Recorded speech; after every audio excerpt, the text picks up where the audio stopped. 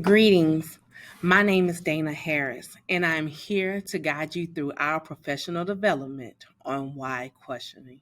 Thank you for being here with us today.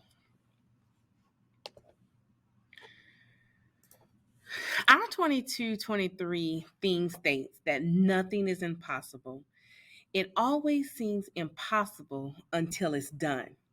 As school leaders, I know there are times when it seems like it will not work, but once it's done, there's a sense of this relief, and the outcome was well worth the wait. Thinking about our PD today might be a little challenging because we're not able to communicate with one another as we would if we were face to face. But I want to take you to our instructional focus for this year. This year, we want to improve types and levels of questions, tasks, engagement, using accountable talk. However, we want you to access the presentation at our tiny URL, and if you have any questions or concern, please contact us by submitting an ELA instructional request form, and we look forward to seeing you. Our agenda for today. I have already welcomed you, and once again, thank you for being here. We will do an icebreaker. We will go into Webb's depth of knowledge with reading and writing. We will dive into DOK levels.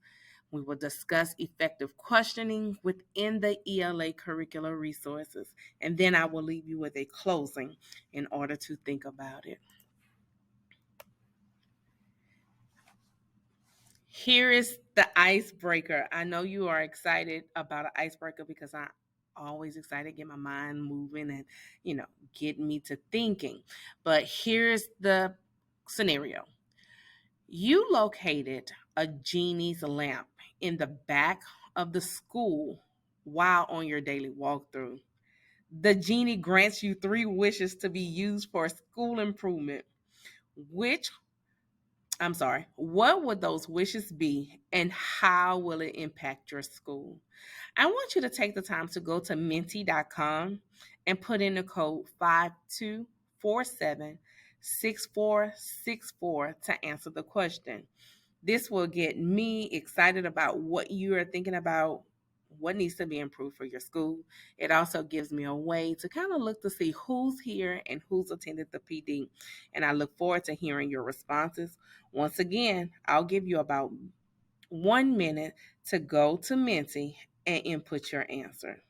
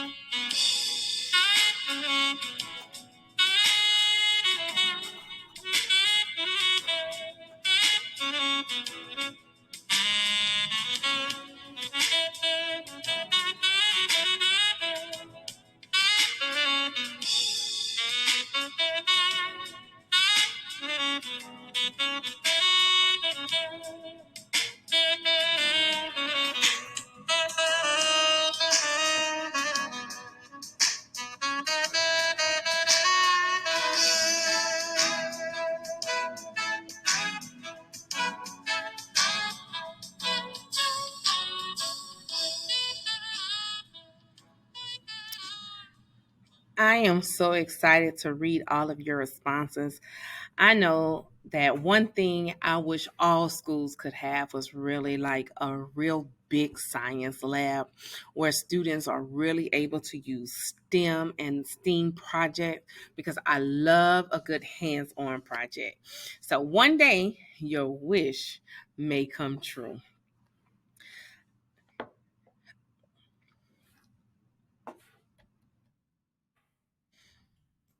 So now we're going to talk about our strategic plan because it's always great for us to know why we are aligned together. And one of the cornerstones in EBR strategic plan is talking about student achievement. And we want to make sure that we are all on the same page by ensuring that every child maximizes their education and personal potential by supporting families and students from cradle to career as indicated by our commitment 1.2, increase the number of second grade students reading at or above grade level by 3 to 5 percentage points. 1.3, students in grade bands pre K and third grade will demonstrate 3 to 5 percentage points annual growth on the ELA benchmark assessment.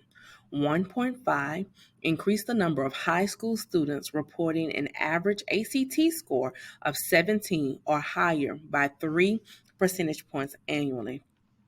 And commitment number 4, we want to make sure that all of our employees are developed in a ways that helps them grow and feel valued.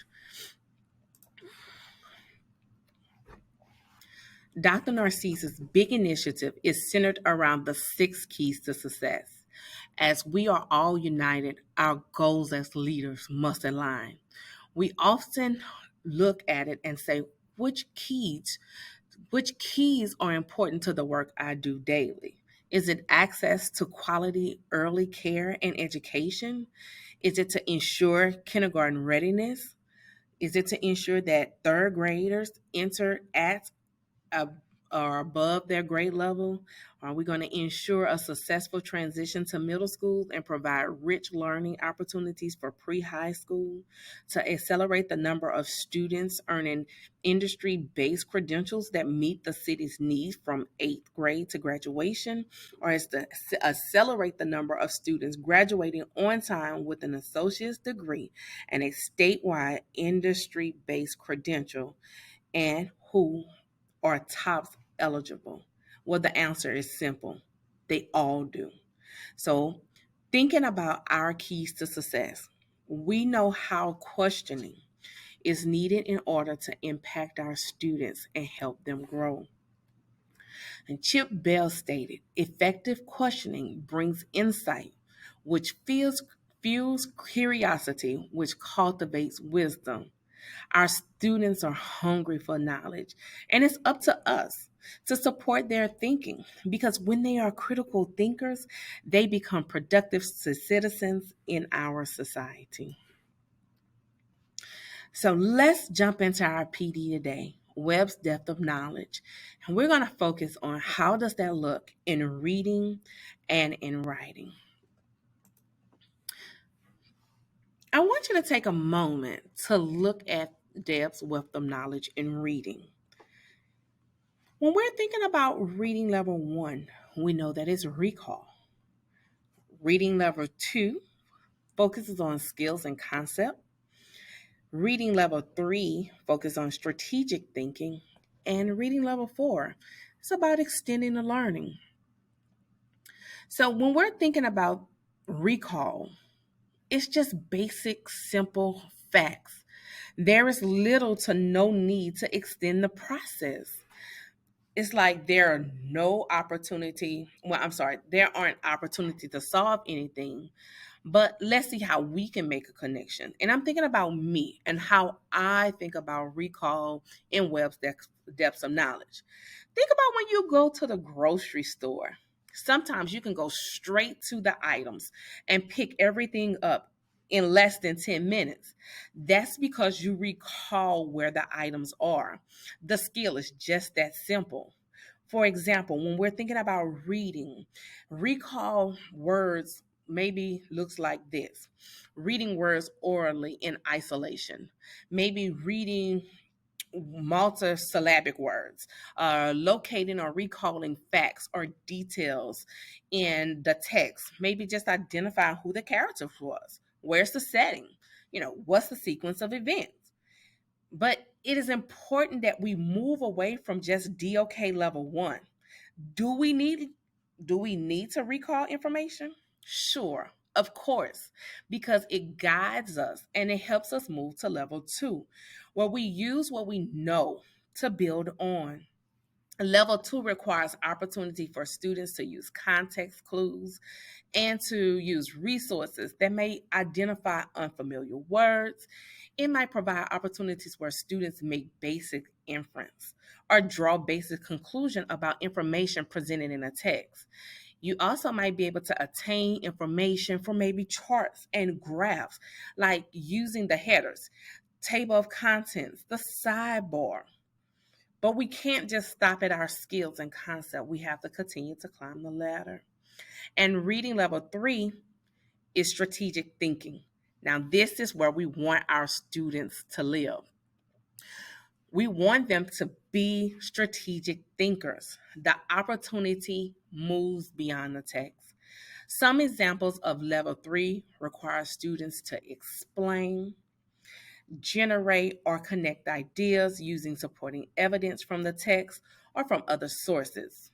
They even draw inferences about the author's purpose, what's the author's message or his theme. His theme. It might be explicit or it might be implied. It's important that as a strategic thinker, we make and support inferences about implied causes and effects. We describe how word choices are utilized. And I think a more strategic thinker, I think like a strategic thinker when I'm in traffic. I'm sorry.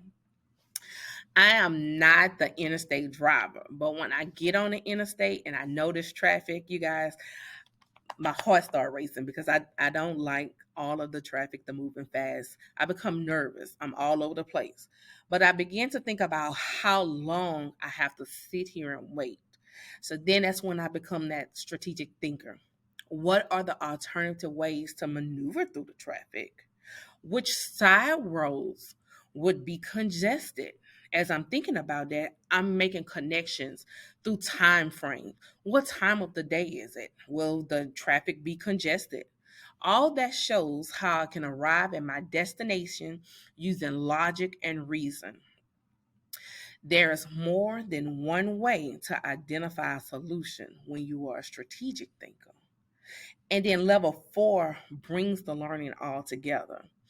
It requires us to compare and analyze multiple works, maybe by the author, maybe the author's craft. When I'm thinking about level four, it's the big idea that I have taken over extended amount of time, where I might have to compare and analyze multiple works from the same time period or from even the same genre. Students display an entirely different learning when they're constantly developing their hypothesis and performing complex analysis of the connection among the text. Sorry. So when I look at Deb's wealth of knowledge, this is just a simple, quick overview to show you how it looks. Just look at level one, really quickly book. It's providing you simple skills. Whereas level two, once again, you're getting the wheels rolling, you're engaging beyond the recall. And level three, you're going beyond the text. You're starting to explain and generate and connect your ideas all together. Whereas DOK4, you're extending your activity and it's over a period of time. And at the bottom, you see some keywords, which we're going to go into a little more, just a little in later on in the presentation. So one of the things I want us to remember is that DOK does not just occur in reading, but there's also opportunity for DOK to be utilized into writing. And this year, it is important for us to dive into writing. Students should frequently use the writing process to help them extend their writing and support their thinking. With DOK in writing at a level one, we are really looking at the writing process into the editing skills, where students are really looking for the correctness of what they're doing. What does that look like? Applying knowledge of maybe a subject verb agreement, where students take their knowledge of present, past, and future verb tense. being able to move to level two, where this is going to require opportunities for them to still use level one, but add on. How does this look? I'm now really going in to think about my